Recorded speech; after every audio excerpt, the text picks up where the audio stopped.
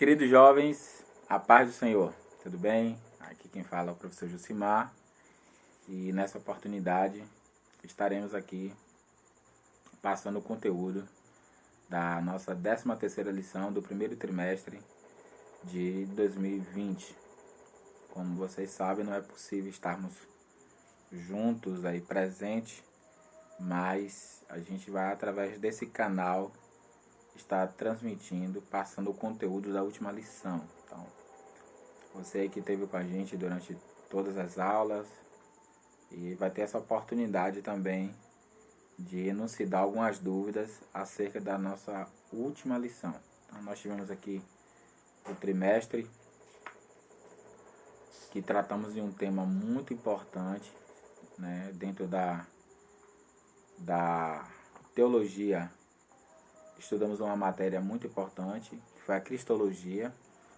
Falamos acerca da pessoa bendita de Jesus Cristo e tratamos de diversos temas acerca, né, da lição número 1 até a lição número 12. Infelizmente você perdeu alguma lição durante a aula, o tempo aqui não vai ser possível a gente fazer uma retrospectiva acerca de todas as lições. O meu intuito aqui é passar o conteúdo da 13ª lição. Mas enfim, a gente teve uma oportunidade nesse trimestre ímpar realmente de estudar a pessoa de Jesus, o seu ministério, enfim, passamos de todos os aspectos, o poder de Jesus sobre os demônios, a fé salvífica, o código de ética. A gente teve aqui temas aqui importantes que estudamos durante o trimestre. Espero que vocês tenham apenas absorvido o máximo possível desse conteúdo, porque realmente se faz muito necessário, principalmente para os dias de hoje, a necessidade do conhecimento acerca da pessoa bendita de Jesus, que é sem dúvida nosso modelo, que é justamente o fato de podermos estar aqui. É porque Cristo Jesus um dia, ele veio e morreu por nós na cruz do Calvário. E é dentro desse contexto que iremos entrar aqui na 13ª lição. Se possível, pode acompanhar com a sua lição. Eu vou estar literalmente, eu não vou fugir do conteúdo da lição, vou seguir literalmente aqui a ordem aqui dos tópicos, o primeiro, o segundo, o terceiro tópico, passando de uma maneira resumida acerca do conteúdo. 13ª lição tem por título A Segunda Vinda do Senhor Jesus. A Segunda Vinda. Então, ao falarmos da segunda vinda, é exatamente pelo fato de que a primeira vez foi quando Jesus veio, humanamente falando, tanto como Cristo, né, como um homem, como Deus, humanizou-se, teve todo o seu ministério, morreu na cruz do Calvário, ressuscitou ao terceiro dia, ascendeu aos céus. Então essa foi a primeira vinda. A gente vai falar sobre a segunda vinda, que logicamente ao falarmos da segunda vinda estamos tratando acerca do arrebatamento. Mas é importante entendermos, antes de entrarmos nos nossos tópicos aqui, que quando a gente fala da segunda vinda de Cristo, ela vai acontecer em duas fases. Vai acontecer a primeira fase, que é a fase do arrebatamento. É sobre isso que a lição trata aqui, literalmente. E tem o segundo momento, mas aí não é o foco da lição, que é quando ele vem estabelecer o reino aqui na terra, mas é depois da grande tribulação, onde ele vai reinar durante 1000 anos. Essa é a segunda parte da sua segunda vinda, a segunda fase, poderíamos assim dizer, mas não é o foco da lição, é só para a questão de conhecimento. A segunda vinda de Cristo, ela vai se dar em dois momentos. O primeiro momento vai ser o momento do arrebatamento da igreja, e é sobre isso que iremos falar. O segundo momento é quando ele vem estabelecer seu reino aqui na terra durante 1000 anos. Ainda dentro do título, a segunda vinda do Senhor Jesus Cristo, a gente já precisa entender qual é o fundamento, qual é a base, né? Que é exatamente sobre isso que iremos falar dentro do contexto da lição. Qual é a base, qual é o fundamento para a segunda vinda do Senhor Jesus Cristo? E a base, o fundamento está na sua ressurreição, o arrebatamento da igreja, propriamente falando, que seja a segunda vinda vai se dar através do arrebatamento da igreja, e a própria vida eterna. Ou seja, esses são os fundamentos que nós temos para a comprovação da segunda vinda do Senhor Jesus. Então, dentro desse contexto, é importante já relatar que uma das principais bases, que é exatamente isso que iremos falar aqui já, que uma das bases da nossa fé está justamente no fato da sua ressurreição. É exatamente isso que Paulo fala no capítulo 15, né, de Coríntios, né, que se Cristo não ressuscitasse, a nossa fé, literalmente, ela seria vã, né, porque se ele não ressuscitasse, nós também não teríamos essa oportunidade de ressuscitar. Mas como ele ressuscitou, nós também ressuscitaremos em Cristo. Então, o fundamento da segunda vinda de Cristo está na sua ressurreição, está no arrebatamento da igreja, está na própria vida eterna. O texto do dia aqui da lição, que é Mateus 24, 27, este é um tema escatológico, já diz: porque assim como o relâmpago sai do Oriente e se mostra até o Ocidente, assim será também a vinda do Filho do Homem. Então, aqui esse texto já traz um contexto exatamente de como será essa primeira fase da vinda dele, da segunda vinda dele, que é o arrebatamento, que será, como o texto diz, será como um relâmpago, será rápido, será, né, não será como na segunda fase que todo olho verá. A síntese, ou seja, acerca do que, qual o resumo do que iremos falar aqui na lição. Pensar sobre as últimas coisas, o fim da história e a eternidade, temas importantíssimos, deve ser um exercício cotidiano e repleto de esperança para todos aqueles que servem a Cristo ressuscitado. A gente vai falar muito sobre isso. A palavra-chave da lição aqui será essa questão da ressurreição. A gente vai falar muito sobre isso, principalmente agora no primeiro tópico. O texto bíblico, ou seja, o texto base da nossa lição, é um dos capítulos, digamos assim, mais claros que Paulo evidenciou acerca da ressurreição de Cristo, que é 1 Coríntios 15. Ele apenas deu aqui como referência os versículos 12 a 19, mas eu até recomendo que, se possível, você faça a leitura de todo o capítulo 15, porque Paulo ele traz ali por partes, explica, na verdade a intenção dele era tirar algumas dúvidas dos coríntios, que os coríntios tinham acerca sobre essa questão da ressurreição. Eles indagavam Paulo sobre as pessoas que morreram e agora como se daria, né? Alguns coríntios duvidavam sobre o fato da ressurreição de Cristo. Então Paulo ele escreve esse capítulo 15 de Coríntios, é um capítulo extenso e onde Paulo explica detalhes acerca da ressurreição de Cristo. Então esse é o nosso texto base. É interessante aqui que no versículo 14 ele vai dizer assim, vamos ler do 12: ora, se prega que Cristo ressuscitou dos mortos, como diz algum dentre vós que não há ressurreição dos mortos? Os coríntios tinham essa dúvida. E se não há ressurreição de mortos, versículo 13, também Cristo não ressuscitou. E se Cristo não ressuscitou, logo é vã a nossa pregação e também a vossa fé. Não teria validade, né?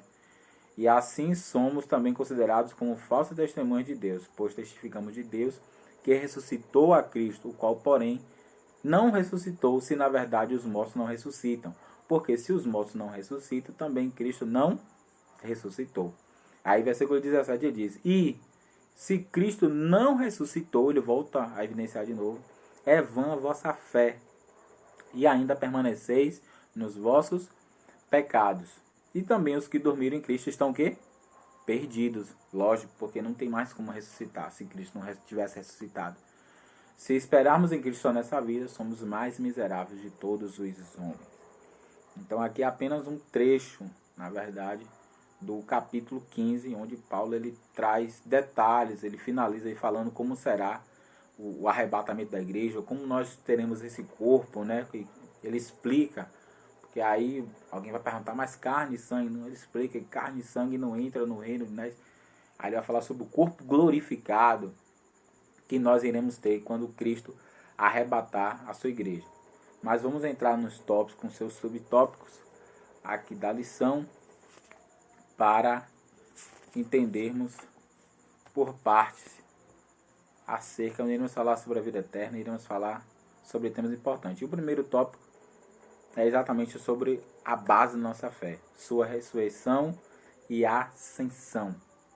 Sua ressurreição e ascensão. A ressurreição de Jesus Cristo no domingo pela manhã foi a obra mais importante. Literalmente. Por que foi a mais importante? Porque é o cúmplice. Inclusive ele disse na cruz do Calvário, está consumado. Ou seja, aqui completou literalmente a obra, o trabalho dele. Então, todo o ministério de Jesus ali cumprido durante os 3 anos, todo o trabalho, toda a formação de discípulos, todo aquele trabalho estaria incompleto se não houvesse uma ressurreição. Sim, literalmente falando. Se Cristo não tivesse ressuscitado, todo o trabalho, inclusive, dele, durante todo o período que ele teve aqui na Terra, seria em vão. Então, a ressurreição é a obra mais completa, literalmente falando. Que nós podemos dizer assim. Haja vista que se não fosse assim, não ocorresse, toda a obra realizada pelo Mestre durante 3 anos de ministério, né, os milagres operados, a escolha dos discípulos, tudo seria insuficiente. Né? Mas a obra de Deus estaria incompleta se não houvesse, literalmente, a sua ressurreição. E aqui a gente vem aqui já no primeiro subtópico dizendo a vitória mais importante. A centralidade da fé cristã encontra-se no evento da ressurreição. A base da nossa fé está justamente na esperança, na certeza de que um dia estaremos com Cristo. E essa nossa fé está literalmente, ela precisa, vamos dizer assim, literalmente baseada na ressurreição de Cristo. E é sobre isso que daqui a pouco nós iremos falar, porque nos dias de hoje, as pregações hoje têm diversos objetivos, diversas teorias, diversos direcionamentos, e não necessariamente a gente prega o Cristo ressuscitado, literalmente. Ele continua dizendo aqui, o mestre sabia o que estava fazendo, anunciou o que faria, ele falou aos discípulos todo o contexto, e quando fez, deu plena notoriedade ao que realizou. Então, a vitória mais importante, gente, de um modo geral, foi a ressurreição de Cristo. A ressurreição de nosso Senhor Jesus Cristo é a vitória definitiva sobre o pecado e sobre a morte. Então, por isso que ela é a vitória mais importante. Paulo, inclusive, ele vai deixar bem claro aqui, em 1 Coríntios 15, já no finalzinho, falando que o último inimigo a ser vencido é a morte. Ele vai dizer aqui, versículo 55, onde está, a morte, o teu aguilhão? Onde está, o inferno, a tua vitória? Ora, o aguilhão da morte é o pecado, e a força do pecado é a lei, mas graças a Deus que nos dá a vitória por Cristo Jesus. Então ele mostra aqui a vitória de Cristo através da sua ressurreição, mostrando que a morte, né, que foi definitivamente vencida por Cristo Jesus. Então o pecado e a morte foi vencida. Ou seja, aqui a gente pode dizer que não existiu antes, nem existirá depois acontecimento tão relevante para a fé cristã como o fato de Jesus ter ressuscitado dos mortos. Literalmente, não tem um acontecimento antes, nem vai acontecer depois, não. O acontecimento mais profundo hoje, vamos dizer assim, que tem um alicerce da nossa fé, é exatamente a da ressurreição de Cristo Jesus. O finalzinho do tópico diz, a revelação de que o império das trevas foi de fato derrotado tornou-se inquestionável na cruz do Calvário. Mas foi quando a pedra do túmulo removeu-se no domingo pela manhã que a humanidade teve a certeza da vitória eterna. Glória a Deus. Então, a nossa certeza de vitória, a nossa certeza de que um dia estaremos para todo sempre com o Senhor, se deu no fato daquele grande dia, domingo pela manhã, ele ter ressuscitado. Então a sua ressurreição, ela nos trouxe agora esperança, literalmente, para estarmos naquele grande dia com o Senhor. Ou seja, se nós chegarmos um dia, se não alcançarmos o arrebatamento, é algo que a gente não pode dizer, nós, como Paulo deixa bem claro, os que morreram em Cristo ressuscitarão primeiro, e ressuscitarão num novo corpo, um corpo glorificado. E nós temos essa plena certeza exatamente porque Cristo ressuscitou. Segundo subtópico, a ressurreição como pilar da fé cristã. Aqui, na verdade, é só para reforçar o que a gente já vem falando. Aqui na metade do subtópico ele disse, dessa maneira, ele começa assim, um dos textos mais importantes sobre a questão da ressurreição de Jesus, Paulo afirma em 1 Coríntios 15, a centralidade desse acontecimento para a fé evangélica. Dessa maneira, nosso esforço evangelístico não deve concentrar-se, observe isso, o nosso esforço evangelístico não deve concentrar-se em anunciar títulos de igreja ou ministério, e sim o amor de Deus é revelado através da obra da ressurreição. Foi o que eu falei. Infelizmente hoje a gente se preocupa em pregar, levar a palavra de Deus com diversas outras finalidades, às vezes com outro direcionamento. E às vezes a gente se preocupa, a gente se esforça muito em anunciar título de igreja, anunciar ministério. E a gente sabe que isso é importante para nós, assim, estarmos juntos, reunidos para a organização. Mas a gente precisa se esforçar para pregar o Cristo ressuscitado. Pregar Cristo que ressuscitou no terceiro dia e que breve vai voltar para buscar a sua igreja. A gente precisa alicerçar nossa pregação dentro da centralidade daquilo que nós acreditamos, que é a nossa maior esperança, porque tudo isso aqui vai passar. Estamos agora passando por um momento de adversidade, um momento difícil, onde a própria palavra de Deus já nos adverte, mostrando que seria o princípio do fim. Então a gente percebe que virão tempos ainda mais difíceis como esse que a gente está vivendo, mas vai chegar o tempo que a igreja vai ser arrebatada, vai ser tirada da terra, exatamente para a igreja não provar por uma situação pior que vem, que é exatamente dentro do contexto da grande tribulação. Então a ressurreição como pilar da fé cristã. A gente precisa, evidenciar isso mais durante a nossa pregação. A gente precisa, colocarmos isso mais em prática durante o nosso esforço evangelístico. Na hierarquia, finalizando o subtópico dos processos educativos e proclamativos, a mensagem sobre Cristo ressuscitado deve ocupar lugar de destaque. Então, talvez eu esteja aqui falando para pessoas que ministram, que pregam. Então, vamos reforçar essa questão, gente. Vamos colocar a centralidade da ressurreição de Cristo como um esforço nosso na nossa obra evangelística, né? Sobretudo para aquelas pessoas que ainda não foram alcançadas pelo Senhor Jesus. Finalizando o primeiro tópico, o terceiro subtópico diz, de volta para casa. Aí aqui a gente fala sobre a ascensão de Jesus, né? O termo ascensão, aqui por uma questão de conhecimento, né? É uma palavra que tem uma origem no latim, significa subida, elevação, né? A ascensão é a subida corpórea de Cristo, ressurreto aos céus, após haver cumprido o seu ministério terreno. Literalmente. A ascensão de Jesus Cristo ressuscitado ao céu é o último ato público do ministério do Salvador, né? A gente tem aqui a referência em Atos, capítulo 1, que é quando ele mesmo se reúne ali com os discípulos. E é interessante que Paulo fala aqui também no capítulo 15 de 1 Coríntios, mostrando que ele foi visto por mais de 500 irmãos. Mas aqui em Atos 1 a gente vai ver quando ele realmente dá as últimas instruções aos discípulos e os discípulos vê o Senhor sendo elevado à ascensão. Atos 1,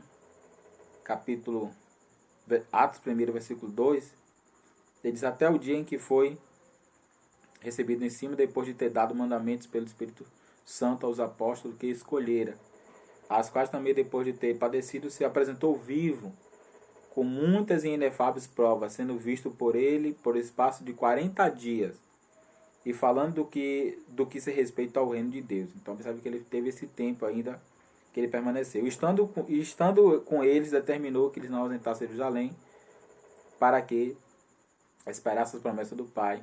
Disse ele, né, de mim ouviste. Ele dá as últimas instruções. E mais na frente aqui, no versículo 9, ele diz: e quando dizia isso, ele estava dando as últimas instruções. Vendo eles, ele foi elevado às alturas. Os discípulos, eles viram literalmente. E uma nuvem o recebeu, ocultando os seus olhos. E estando com os olhos fitos, os discípulos, no céu, enquanto ele subia, eis que junto deles puseram 2 varões vestidos de branco, os quais lhe disseram, versículo 11, varões galileus, por que eles estavam olhando para o céu? Esse Jesus que dentre vós foi recebido em cima no céu, adivinha assim como para o céu o vistes ir. Então aqui nós temos aqui o ato público, literalmente, da ascensão de Jesus para o céu. E esse fato, né, ele já nos, vamos dizer assim, fortalece ainda mais a nossa esperança. Porque em João 14, ele diz: não se turbe o vosso coração, crede em Deus, crede também em mim. E ele diz lá no versículo 3, que ele foi preparar lugar. E ele foi preparar lugar para onde ele estiver, nós estejamos também. Aqui o subtópico colocou de volta para casa. Então, é a nossa esperança um dia também, voltarmos para casa. Voltarmos e permanecermos com o Senhor para todo sempre. Então, o fato, a convicção, aqui ele diz, a convicção de que vamos ser levados para morar na eternidade no céu, está associada a esses 2 argumentos básicos. A promessa feita por Jesus, eu acabei de falar, João 14, ele prometeu, ele disse: eu vou voltar para buscar vocês. E a sua ida antes de nós, ele foi primeiro, ele disse: eu vou preparar-vos o lugar, para quando eu estiver, vós estejais também. E a sua ida antes de nós, para depois nos buscar. Mas tem aqui uma referência, segunda Tessalonicenses, 1, 6 ao 7. Então, o retorno de Jesus ao céu, uma vez ressuscitado, nada mais é do que a prova cabal de que ele alcançou o cumprimento pleno da sua missão de Salvador do mundo, literalmente falando. Então, esse acontecimento, ele fortalece, esse acontecimento, ele nos dá a plena certeza e esperança de que estaremos com ele para todo sempre. Dando continuidade, vamos agora entrar no segundo subtópico da lição, que tem por título o arrebatamento da igreja. Então já entendemos no primeiro tópico que a ressurreição é a sua ascensão, a sua ressurreição, que é literalmente a base, o pilar, né, da nossa fé, e a sua ascensão, que exatamente mostra o fato de que um dia estaremos com o Senhor para todo sempre. Ele foi, mas ele prometeu que voltaria. Então, breve o Senhor vai voltar. O arrebatamento da igreja. O arrebatamento da igreja. Arrebatamento é também um termo que vem do grego, diz respeito à retirada brusca, inesperada e sobrenatural da igreja deste mundo. Vai ser um evento, como o próprio texto diz, alguns textos de Mateus 24. Será um momento inesperado, não tem dia, não tem uma data, não tem um momento.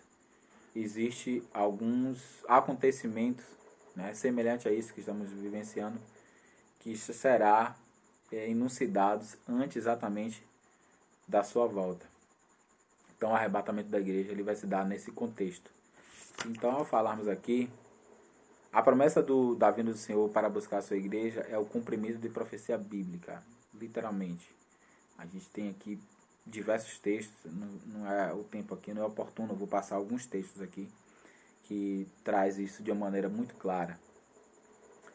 E Deus já determinou um dia, literalmente, um lugar para julgar a humanidade, trazendo condenação para todos aqueles que rejeitam a salvação, disponível hoje na fé em Cristo Jesus. Entretanto, para os salvos, para nós igreja, a vida do Senhor será uma ótima notícia, pois é o escape determinado por Deus para a sua igreja, a fim de que seu povo seja livre do sofrimento que há de vir sobre a terra.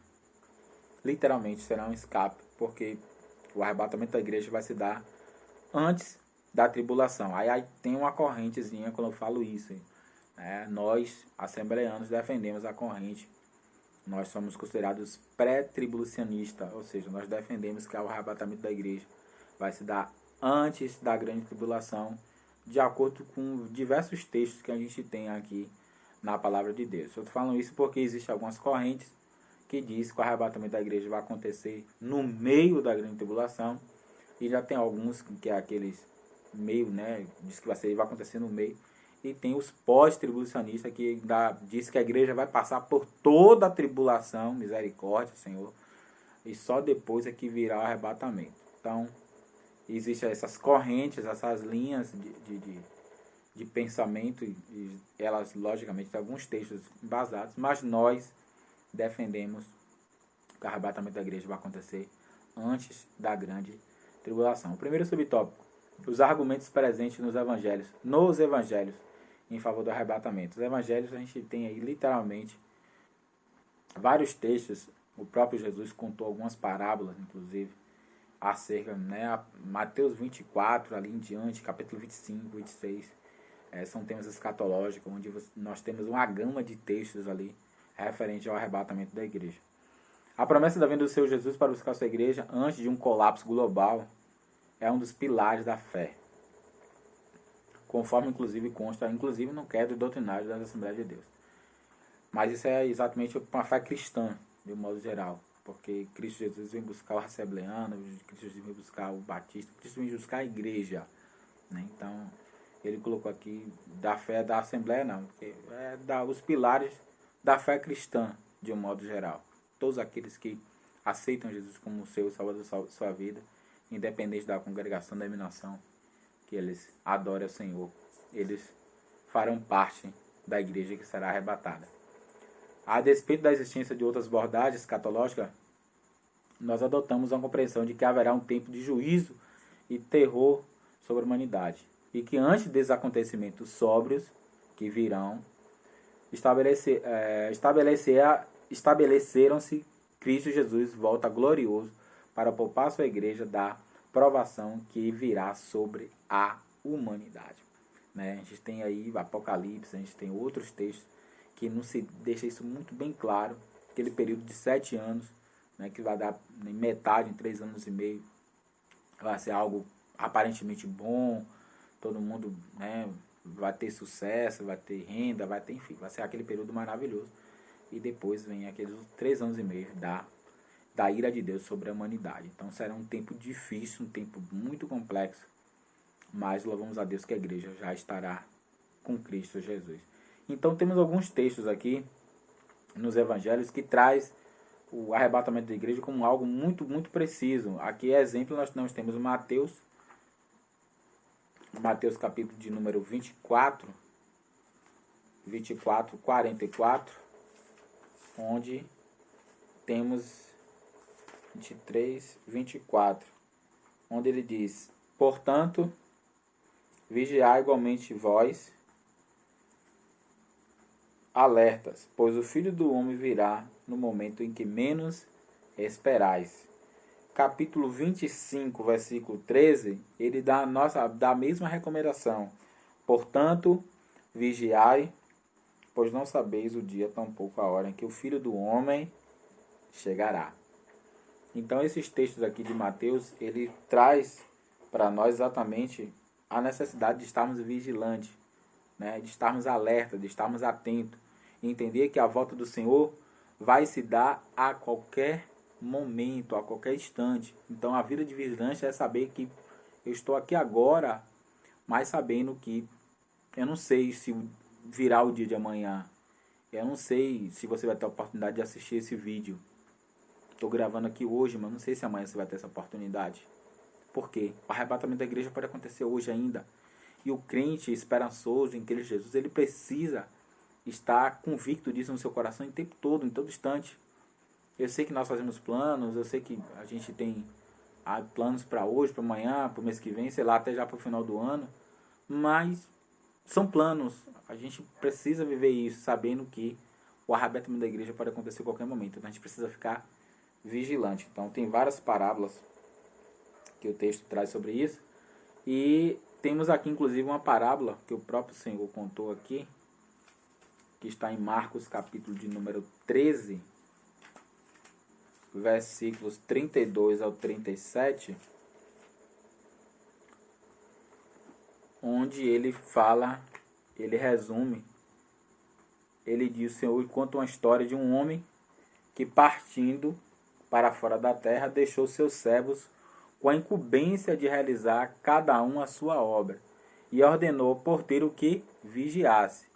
Ao fim da história, o mestre diz lá no versículo 37, vigiai, pois porque não sabeis quando virá o Senhor da casa, se à tarde, se à meia-noite, se ao cantar do galo, se pela manhã. Esteja vigilante. Então a palavra está aqui, está alerta, exige vigilância. Então ele conta essa parábola, Marcos 13, anote aí, está aqui no contexto da lição, 32 ao 37. E é interessante o texto dessa parábola, que ele diz aqui, ó, não sabeis quando regressará o dono da casa, se à tarde, meia-noite, o cantar do galo, ou mesmo arraiar do dia. E vindo repetidamente, não vos surpreenda entregues ao sono. Então a gente precisa ficar vigilante, né? Então, infelizmente, as circunstâncias do dia a dia levam muita gente a estar dormindo. O que vos tenho dito, proclama a todos, vigiai, versículo 37. Então, os argumentos presentes no Evangelho, a gente tem outros argumentos, logicamente, mas esse traz de maneira bem clara a comprovação do arrebatamento da igreja. Além dos evangelhos, a gente também tem alguns textos paulinos, ou seja, os textos, as cartas de Paulo, também que deixam isso bem claro acerca do arrebatamento da igreja. Nós temos aqui, sobre o tópico 2, os pressupostos paulinos em favor do arrebatamento. Os textos mais associados à questão do arrebatamento são aqueles presentes na literatura paulina, sendo os dois mais relevantes, a primeira carta aos Tessalonicenses, 4, 13 a 17, e 1 Coríntios 15, do 51 ao 54. A segunda carta aos Tessalonicenses também traz uma evidência muito clara. 1 Coríntios 15, que como eu já mencionei no início, é o capítulo que traz literalmente todo esse contexto, mas a partir do versículo 50 ao 58 é quando Paulo ele traz detalhe, quando ele diz, versículo 50, contudo, irmãos, eu vos afirmo que nem carne nem sangue pode herdar o reino de Deus, nem o que é perecível pode herdar o que é imperecível. 51. Eis que eu vos declaro o ministério. Nem todos adormeceremos, mas certamente todos seremos transformados. Num momento, num abrir e fechar de olhos, ao som da última trombeta. Porquanto a trombeta soará, os mortos estarão incorruptíveis, e nós seremos transformados. No momento em que esse corpo perecível se revestir da incorruptibilidade, versículo 54, o que é mortal for revestido da imortalidade, então se cumprirá a palavra que está escrita, devorada, pois foi a morte pela vitória. Então Paulo lhe deixa muito bem claro como vai se dar essa questão do arrebatamento. E aqui em 1 Tessalonicenses, primeira carta aos Tessalonicenses, versículo, a partir do 13 até o 18, ele deixa isso bem claro. Ele diz, versículo 13, pois, dada a ordem com voz de arcanjo e o ressoar da trombeta de Deus, o próprio Senhor descerá dos céus, e os mortos em Cristo ressuscitarão primeiro. Logo em seguida, nós, os que tiveres vivos sobre a terra, seremos arrebatados com eles nas nuvens, para o encontro do Senhor nos ares. E assim estaremos com Cristo para sempre. Amém. Gente, são textos aqui que a gente não precisa nem forçar a interpretação. Está claro. O Senhor descerá dos céus. Vai ressuscitar. Vai trocar da trombeta, descerá dos céus, e os mortos em Cristo ressuscitarão primeiro. E nós, os que tivermos vivos, seremos arrebatados sobre a terra e encontraremos com o Senhor, estaremos para ele para todo sempre. Não precisa forçar muito o texto. Paulo deixou isso de maneira muito clara. Então os textos paulinos, esses textos, é um outro texto também que traz essa evidência muito clara, é a carta de Paulo, a segunda carta de Paulo aos Tessalonicenses, a partir do capítulo 2, a partir do versículo 1 até o versículo 11, né? Paulo ele também fala acerca do arrebatamento, mostrando inclusive que uma característica que vai acontecer justamente no arrebatamento, que é a apostasia, ou seja, a vinda do anticristo, que será uma das características que vai trazer como para que a igreja fique atenta com relação a essa questão. Então, esses são os textos paulinos que mostram as evidências da da volta de Cristo, do arrebatamento da igreja, tá bom? Então, o arrebatamento da igreja está muito claro, os textos são literalmente muito claros acerca da volta de Cristo. Muito bem. Então, passamos o primeiro tópico, o segundo tópico. Vamos entrar, então, no terceiro e último tópico da nossa lição, que tem como título A Vida Eterna com Cristo. Se nós perguntarmos, se alguém perguntar para você o que é uma vida eterna, o que é a vida eterna? A vida eterna nada mais é do que o resultado final de uma vida de comunhão contínua com Deus nesse mundo. É o resultado de todo o nosso trabalho de obediência à sua palavra, de todo o nosso devocional com Deus. O resultado final de tudo isso será a nossa eternidade, será a vida eterna. Então, igual falarmos disso, por sua amor e graça, todos que creem podem ser salvos e desfrutar da alegria e paz eterna lá do Salvador. Aí, sobre esse tópico que iremos falar. E o primeiro subtópico dentro dessa questão aqui, salvos pelo amor a Deus e não pelo medo do inferno. É interessante esse subtópico. Durante a semana eu estava estudando, porque de novo aqui ele fala da motivação errada.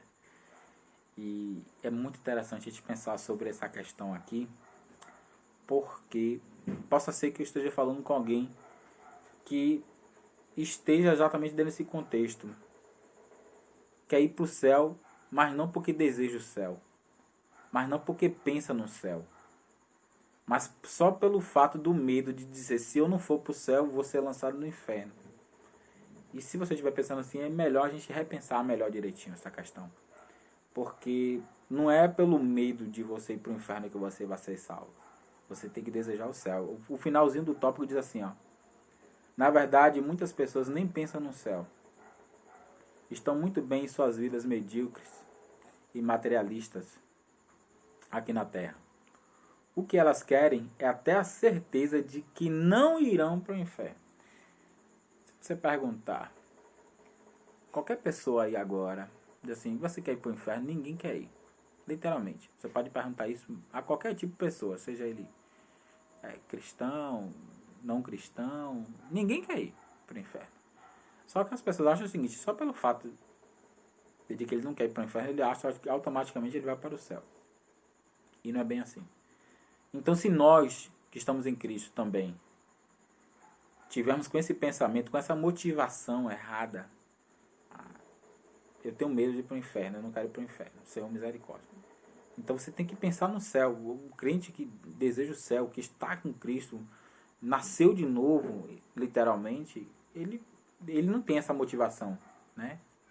Então isso aqui é um alerta interessante, que às vezes assim a gente nem pensa no céu, como ele diz aqui. A gente está aqui bem nas nossas vidas, com nossas estruturas, com nossas casas, com nossos bens, a conta bancária lá, bonitinho, tudo direitinho. Só que até certeza que não vai para o inferno não é assim. Ah, eu não quero ir para o inferno. Não, peraí. Eu não indo para o inferno tá bom, não é bem assim. Nós temos que desejar o céu. Queremos ir para o céu, queremos estar com Cristo, literalmente. Então, isso é uma coisa para nós repensarmos, nós refletirmos. Será que a gente pensa no céu, a gente deseja o céu, ou a gente apenas tem medo de ir para o inferno? Então, é algo para a gente pensar direitinho sobre essa questão. Então, é um subtópico interessante que nós falamos da eternidade. Porque também a eternidade, infelizmente, ela será também o resultado das pessoas que não estiveram em Cristo será, infelizmente, o resultado da separação eterna com Deus. Literalmente. Os que estão em Cristo será o resultado de uma vida de comunhão eterna com Deus. Mas os que estão em Cristo será também a eternidade, vai se dar também da separação total com Deus. E aí nós sabemos que inicialmente nós temos o lugar intermediário, que é o inferno, e que ainda não é o final, e lógico, depois vem o lago de fogo, que é justamente o final, né, quando todos serão julgados ali. Segundo subtópico, a celebração eterna. É interessante essa questão da celebração eterna, porque a gente já ouviu falar muito sobre essa questão de que parece que a vida no céu vai ser uma vida enfadonha, vai ser uma vida, travada, né? E a gente aqui tem a questão, o subtópico, ele tem a função de mostrar para mim e para você que pelo contrário, né? Ele diz aqui ao contrário.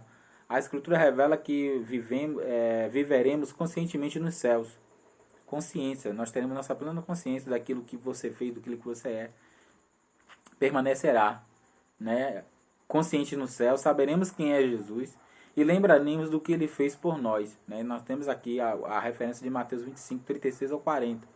Por isso, inclusive, teremos a eternidade para amorosamente agradecer ao Mestre por tudo. A celebração eterna, gente. Quando estivermos com o Senhor, celebraremos ao Senhor para todo sempre, com Ele em glória.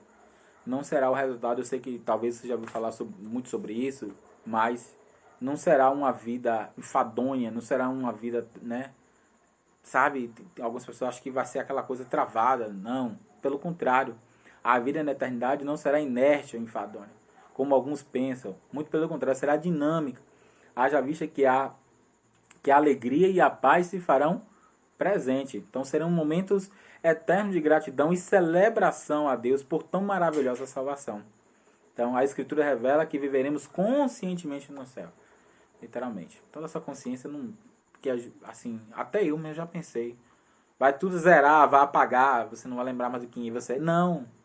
A sua consciência é você. Literalmente, quando eu falo você é espírito, você é alma, você é consciência. Você permanecerá. Até porque haverá um julgamento, né? Como é que você pode ser julgado de uma coisa que você não sabe, né? Que você não tem consciência. Então, até mesmo os salvos serão julgados, literalmente, né? Não necessariamente para a condenação, no sentido de galardões. A Bíblia fala sobre isso. Então, vale ressaltar que a eternidade é uma recompensa final para decisões que a pessoa faz aqui nessa terra, né? Infelizmente, como eu já falei, para os que se perdem, a vida eterna será a separação definitiva de Deus. Então, no céu haverá uma celebração, não será uma vida travada, fadonha. Não, vai ser um momento de festa, de celebração. Adoraremos ao Senhor, agradeceremos ao Senhor, teremos consciência, né? Será um momento glorioso. Então, se você tinha isso na sua mente, espero que você tenha entendido. Será um momento de realmente de gozo, de alegria estarmos ali. E para finalizar, o terceiro subtópico, temos aqui o regresso ao estado de plenitude. O regresso ao estado de plenitude. Esse é um tópico, quando ele fala aqui, acerca de quando Deus criou a humanidade, Deus criou todas as coisas. Vamos voltar lá para Gênesis. Adão e Eva, né? Criou o Éden, colocou ali um jardim no Éden e criou a humanidade. Ali ele já tinha arquitetado exatamente tudo quanto ele queria para a obra da sua criação, a humanidade. Infelizmente, o pecado separou. A gente perdeu esse contato, essa comunhão nos separou. E Cristo Jesus, ele veio para resgatar essa questão. Então a Bíblia diz, é contundente afirmar que a salvação a vida eterna é uma verdadeira celebração a Deus. Não, deixa eu pular aqui o tópico. Isso. Viver eternamente com Deus é o estado de plenitude planejado por Deus para o homem no jardim do Éden. Então, quando Cristo já lhes plantou o jardim no Éden, ali ele já estava mostrando exatamente, como se fosse a base daquilo pelo qual ele estava preparando para a humanidade. Algo que nós não analisarmos o contexto do Éden, a gente vê que é um lugar perfeito, um lugar de delícia, um lugar de maravilhas. E é interessante a gente notar essa questão. Infelizmente o homem perdeu esse contato. Nós temos agora essa possibilidade de regresso, como diz, o regresso ao estado de plenitude. E a gente hoje tem essa possibilidade em Cristo Jesus de voltarmos até a desfrutarmos dessa mesma possibilidade. É claro que nós iremos desfrutar dessa possibilidade, mas agora com Cristo Jesus no céu de glória. E o mais interessante é que quando a gente vê falar da descrição da Nova Jerusalém em Apocalipse, a gente deixa bem claro, através das características que João deixou ali, é que Deus tem para nós um lugar ainda melhor do que o Éden, com todas as bênçãos do Éden intensificadas. Ou seja, vai vir algo ainda melhor. Vamos dizer que ele vai vir, vamos dizer, um Éden melhorado, uma versão, vamos dizer que o Éden era uma versão inicial, agora vai vir uma versão final. Então, quando o texto fala da Nova Jerusalém, ruas de ouro, muros de cristais, né? João, ele teve que escrever com palavras para a gente entender, porque o que ele viu certamente é algo muito maior, mas ele olhou talvez as ruas e ele viu algo assim tão esplêndido que ele disse: é ouro, os muros cristal. Então assim, ele teve que discriminar com palavras, com contextos que a humanidade viesse a entender, mas é algo muito superior, a gente não tem noção, né? A gente tem ali a descrição de algo, sabe, surreal. Então, assim, aqui o final do subtópico diz: a consequência direta disso é que o pecado não terá mais atuação entre nós, né? Esse regresso ao estado de plenitude, nós viveremos para todo sempre com o Senhor. A Bíblia diz que ali não haverá mais dor, não haverá mais sofrimento, não haverá mais morte, e viveremos eternamente com o Senhor. Então, essa será a vida eterna com Cristo, né?